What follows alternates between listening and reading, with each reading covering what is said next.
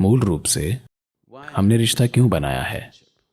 क्योंकि You find yourself that without a relationship, if you do not have any kind of relationship in your life, then you become depressed. अगर आपके जीवन में किसी भी तरह का कोई रिश्ता नहीं है तो आप उदास हो जाते हैं। तो मूल रूप से आप एक रिश्ते की इसलिए तलाश कर रहे हैं क्योंकि आप खुश रहना चाहते हैं, आनंदित रहना चाहते हैं, या दूसरे शब्दों में कहें तो आप किसी दूसरे को अपनी खुशी के स्रोत के रूप में इस्तेमाल करने की कोशिश कर रहे हैं।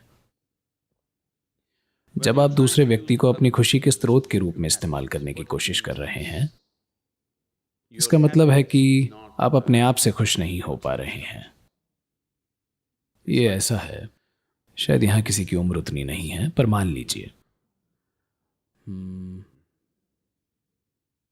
कि आपने 1940 के दशक में एक कार खरीदी थी।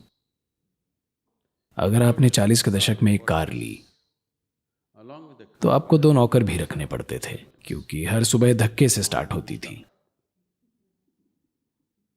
50 के दशक में अगर आपने कार ली तो एक नौकर काफी था क्योंकि चक्का घुमाना पड़ता था। अब आपके सभी वाहन खुद स्टार्ट हो जाते हैं, है ना? पर आपकी खुशी को अभी भी धक्का लगाना पड़ता है ना? किसी को इसे थोड़ा सा धक्का देना पड़ता है वरना ये शुरू नहीं होती। अगर आप अपनी खुशी को खुद ही शुरू कर पाएं,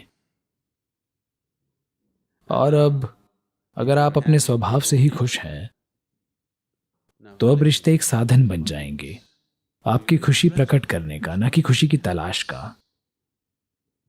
अगर आप खुशी की तलाश के लिए संबंध बना रहे हैं और किसी से खुशी निचोड़ने की कोशिश कर रहे हैं और वो व्यक्ति आपसे खुशी निचोड़ने की कोशिश कर रहा है, तो ये कुछ समय बाद एक दर्दनाक रिश्ता बनने वाला है।